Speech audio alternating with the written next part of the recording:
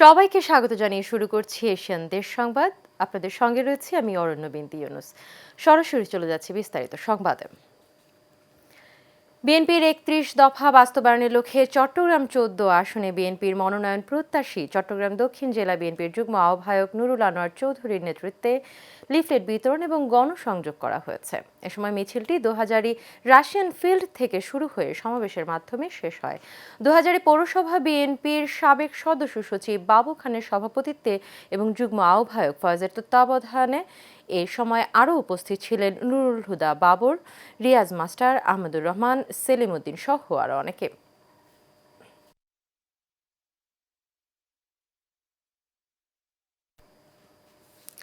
গাজীপুরের কালিয়াকৈর উপজেলার ডালজোড়া ইউনিয়নে বিএনপির ঘোষিত ৩১ দফা বাস্তবায়নের দাবিতে লিফলেট বিতরণ কর্মসূচি অনুষ্ঠিত হয়েছে। গাজীপুরে এক আসনে বিএনপির মনোনয়ন প্রত্যাশী ভিপি মোহাম্মদ হেলাল উদ্দিনের নেতৃত্বে লিফলেট বিতরণ এবং নির্বাচনী প্রচারণায় অংশ নেন স্থানীয় বিএনপি নেতাকর্মীরা। এ সময় উপস্থিত ছিলেন কালিয়াকৈর উপজেলা বিএনপির সাবেক সিনিয়র যুগ্ম সাধারণ সম্পাদক শহীদুল ইসলাম, প্রচার এবং প্রকাশনা বিষয়ক সম্পাদক মাহবুব হোসাইন, ডালজোড়া ইউনিয়ন বিএনপির সাবেক সাধারণ সম্পাদক নুরুল ইসলাম নুরু, যুবদল নেতা মোজাম্মেল সহ বিএনপির অঙ্গ সংগঠনের নেতৃবৃন্দ। টাঙ্গাইল এক আসনে বিএনপির মনোনীত প্রার্থী ফকির মাহবুব আনামের মনোনয়ন বাতিলের দাবিতে লাল কার্ড প্রদর্শন করে বিক্ষোভ মিছিল করেছেন মনোনয়ন বঞ্চিত বিএনপির জাতীয় নির্বাহী কমিটির সদস্য অ্যাডভোকেট মোহাম্মদ আলীর কর্মী সমর্থকরা। টাঙ্গাইল ময়মনসিংহ আঞ্চলিক মহাসড়কের মধুপুর পৌর শহরের অ্যাডভোকেট মোহাম্মদ আলীর কার্যালয় থেকে বিক্ষোভ মিছিল শুরু হয়। এরপর পৌর শহরের প্রধান প্রধান সড়ক প্রদক্ষিণ করে পুনরায় একই স্থানে এসে মিছিলটি সমাপ্ত করে এবং সেখানেই তার নেতাকর্মী এবং সমর্থকরা বক্তব্য রাখেন। এতে ধনবাড়ী উপজেলা বিএনপির সাবেক সভাপতি অধ্যাপক রেজাউল হক, মধুপুর বিএনপির সাবেক সাংগঠনিক সম্পাদক আসাদ সরকার, যুবদল নেতা মনির সরকার, রুবেল আব্দুল হক প্রমুখ উপস্থিত ছিলেন।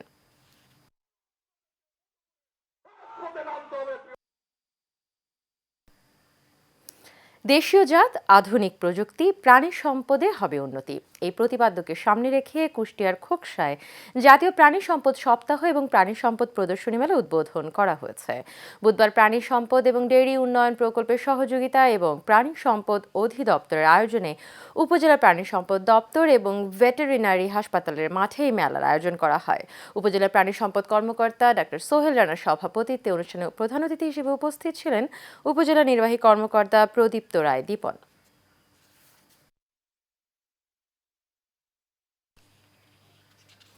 বিএনপির সকল নেতাকর্মীকে হানাহানি এবং গ্রুপিং রাজনীতি ছেড়ে সংঘবদ্ধভাবে কাজ করার জন্য আহ্বান জানিয়েছেন কুষ্টিয়ার কুমারখালী উপজেলা বিএনপির নেতা আব্দুস সামাদ খান পাখি। বুধবার বিকেলে উপজেলার পৌর এলাকার আবেদ মোড় থেকে শুরু হওয়া এক পদযাত্রায় আহ্বান জানান তিনি। এ সময় তিনি বলেন, জাতীয় সংসদ নির্বাচনকে সামনে রেখে আধিপত্য বিস্তার এবং মনোনয়ন সহ নানা বিষয় নিয়ে বিএনপিতে বিশৃঙ্খলা দেখা দিয়েছে। তাই আগামী নির্বাচনে সবাইকে ঐক্যবদ্ধ হয়ে বিএনপির পক্ষে কাজ করার জন্য আহ্বান জানান তিনি।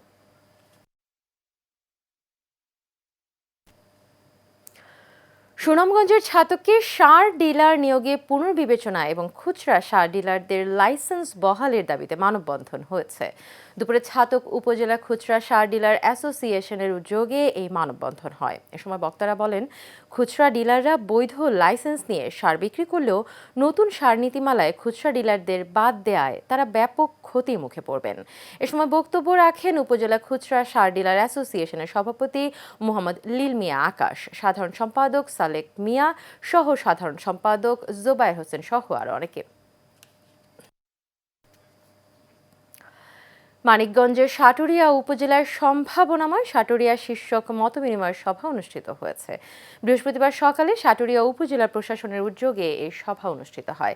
অনুষ্ঠানে প্রধান অতিথি ছিলেন মানিকগঞ্জের নবনিযুক্ত জেলা প্রশাসক এবং জেলা ম্যাজিস্ট্রেট নাজমুন আরা সুলতানা। অনুষ্ঠানে সভাপতিত্ব করেন উপজেলা নির্বাহী কর্মকর্তা মোহাম্মদ ইকবাল হোসেন। এ সময় উপজেলার সহকারী কমিশনার মৌমিতা গুহ ইভা, সাটুরিয়া থানার ইন্সপেক্টর তদন্ত রণজিৎ সাহা, উপজেলা বিএনপির সভাপতি আব্দুল কুদ্দুস মাখন, সাধারণ সম্পাদক আবুল বাশার সরকার সহ আরও অনেকে উপস্থিত ছিলেন। মানিকগঞ্জের ঘিওরে প্রাণী সম্পদ সপ্তাহ উপলক্ষে প্রাণী সম্পদ প্রদর্শনী উদ্বোধন এবং সমাপনী অনুষ্ঠান অনুষ্ঠিত হয়েছে। উপজেলা প্রশাসন এবং উপজেলা প্রাণী সম্পদ দপ্তর ও উপজেলা ভেটেরিনারি হাসপাতালের আয়োজনে এবং প্রাণী সম্পদ ও ডেইরি উন্নয়ন প্রকল্প অধিদপ্তর ও মৎস্য ও প্রাণী সম্পদ মন্ত্রণালয়ের অর্থায়নে এই অনুষ্ঠান হয়। উপজেলা নির্বাহী কর্মকর্তা নাশিতাতুল ইসলামের সভাপতিত্বে এতে বক্তব্য রাখেন উপজেলা প্রাণী সম্পদ কর্মকর্তা ডাক্তার পার্বতী পাল, উপজেলা কৃষি কর্মকর্তা তাহমিনা আক্তার, মোহাম্মদ মাসুদুর রহমান মাসুদ সহ আর অনেকে।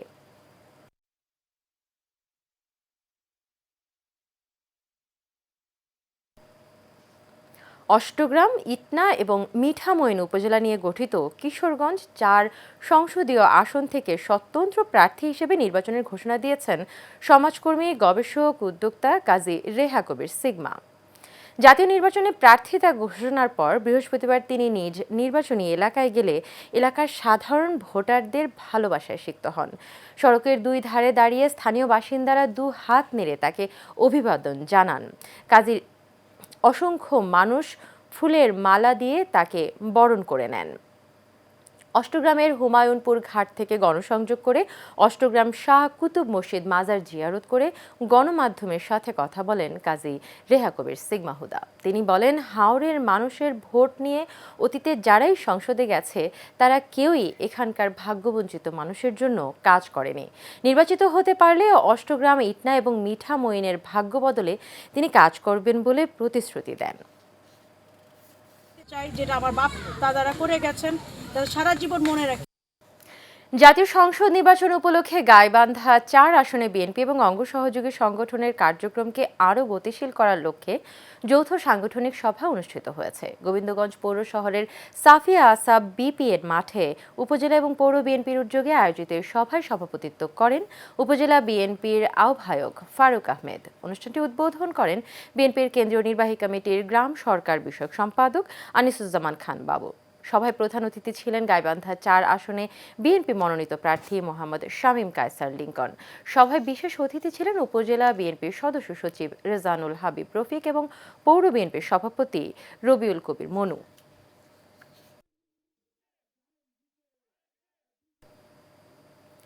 দলীয় মনোনয়নকে কেন্দ্র করে বিভিন্ন গণমাধ্যমে কতিপয় মনোনয়ন বঞ্চিতদের মিথ্যা, ভিত্তিহীন বানোয়াট সংবাদ প্রচারের প্রতিবাদে সংবাদ সম্মেলন করেছে টাঙ্গাইল ৬ আসনের বিএনপির মনোনীত প্রার্থী রবিউল আওয়াল লাভলু।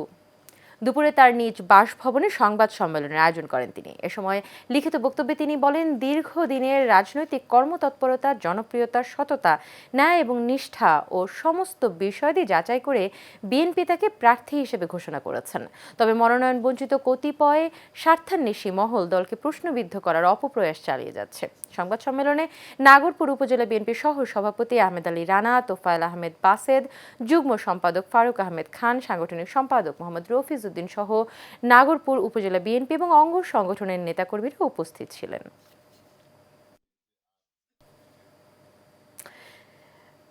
বিএনপি ঢাকা বিভাগীয় সাংগঠনিক সম্পাদক কাজী সাইয়েদুল আলম বাবুলের নেতৃত্বে এবং কোনাবাড়ী থানা বিএনপির সাবেক সাধারণ সম্পাদক সাজ্জাদুর রহমান মামুনের তত্ত্বাবধানে গাজীপুরের কোনাবাড়ীতে বিএনপির লিফলেট বিতরণ করা হয়েছে। মহানগর ১০ নম্বর ওয়ার্ড ইমারত নির্মাণ শ্রমিক ইউনিয়নের সভাপতি রেজাউল করিম কন্ট্রাক্টরের নেতৃত্বে ইমারত নির্মাণ শ্রমিক ইউনিয়ন এবং রিকশা, ভ্যান ও অটো চালক দলের নেতাকর্মী ও জনসাধারণকে নিয়ে কর্মসূচিতে অংশ নেন। এ সময় উপস্থিত ছিলেন ইঞ্জিনিয়ার সালাউদ্দিন জনি, চালক দল নেতা আজিম আলম, সাধারণ সম্পাদক নাজমুল হক সহ আরও অনেকে।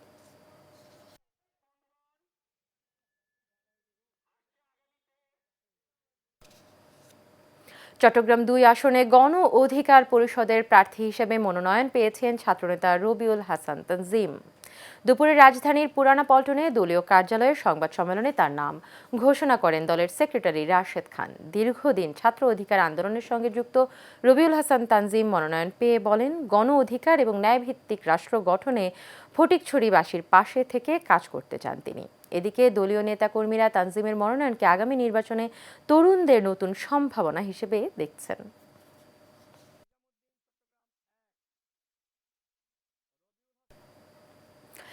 গাজীপুর জেলার শ্রীপুর উপজেলার ২ নম্বর গাজীপুর ইউনিয়নের সাবেক চেয়ারম্যান আবুল হাশেম MA এর নেতৃত্বে ৫ শতাধিক কর্মী আনুষ্ঠানিকভাবে বিএনপিতে যোগদান করেছেন।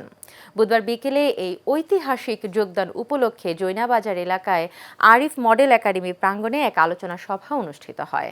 অ্যাডভোকেট দবির আহমেদের সঞ্চালনায় এতে সভাপতিত্ব করেন ইউনিয়ন বিএনপির সভাপতি এনামুল হক মনি।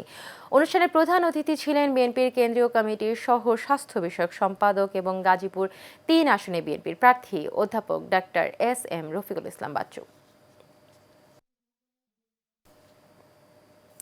গাজীপুর জেলা প্রশাসক কার্যালয়ের ভাওয়াল সম্মেলন কক্ষে খেলার জগৎ মডেল বাস্তবায়নের অভিজ্ঞতা বিনিময় সভা অনুষ্ঠিত হয়েছে।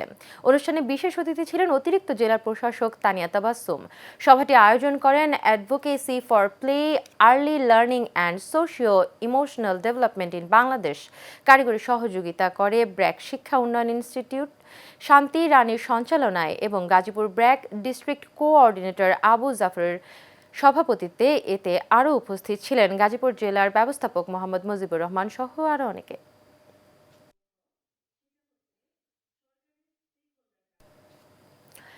চট্টগ্রামের সীতাকুণ্ডে বিএনপির চেয়ারপারসন বেগম খালেদা জিয়ার রোগমুক্তি কামনায় চট্টগ্রাম ৪ আসনে বিএনপির মনোনীত প্রার্থী কাজী সালাউদ্দিনের উদ্যোগে দোয়া মাহফিল অনুষ্ঠিত হয়েছে। বুধবার বিকেলে সীতাকুণ্ড উপজেলা কুমিরা এলাকার একটি কনভেনশন হলে এই দোয়া মাহফিল অনুষ্ঠিত হয়। এতে অংশ নেন স্থানীয় আলেম ওলামা, বিএনপি নেতাকর্মী এবং শতাধিক সাধারণ মুসল্লি। দোয়া মাহফিলে বেগম খালেদা জিয়ার দ্রুত আরোগ্য এবং দীর্ঘায়ু কামনার পাশাপাশি দেশের শান্তি, শৃঙ্খলা এবং গণতন্ত্র পুনরুদ্ধারের জন্য বিশেষ মোনাজাত করা হয়। চট্টগ্রামের চন্দনাইশ উপজেলা এবং পৌরসভা বিএনপির উদ্যোগে বিএনপির চেয়ারপারসন বেগম খালেদা জিয়ার রোগমুক্তি এবং সুস্থতা কামনায় দোয়া মাহফিল অনুষ্ঠিত হয়েছে। পৌর বিএনপির নেতা মহসিনের সভাপতিত্বে এবং সিরাজুল মুস্তফার সঞ্চালনায় এতে প্রধান অতিথি ছিলেন দক্ষিণ জেলা বিএনপির যুগ্ম আহ্বায়ক এবং চট্টগ্রাম ১৪ আসনে বিএনপির মনোনয়ন প্রত্যাশী নুরুল আনোয়ার চেয়ারম্যান। এ সময় আরও উপস্থিত ছিলেন জয়নাল আবেদিন, রুহুল কুদ্দুস, নুরুজ্জামান, শহীদুল ইসলাম সহ আরও অনেকে। হরিহরনগর ইউনিয়নের গৃহহীন বীর মুক্তিযোদ্ধা আরশাদ আলীকে আর্থিক সহায়তা দিয়েছেন যশোর ৫ আসনে বিএনপির মনোনয়ন প্রত্যাশী সাবেক কেন্দ্রীয় ছাত্রনেতা ইফতেখার সেলিম অগ্নি।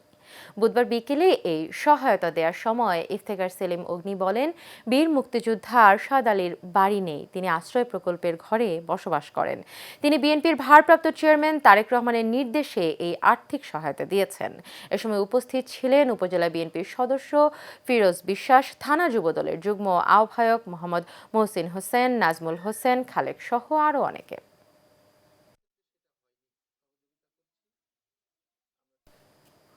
এশিয়ান দেশ সংবাদ আজ এই পর্যন্তই। পরবর্তী সংবাদ দেখার আমন্ত্রণ রইল। এতক্ষণ সাথে থাকার জন্য সবাইকে ধন্যবাদ।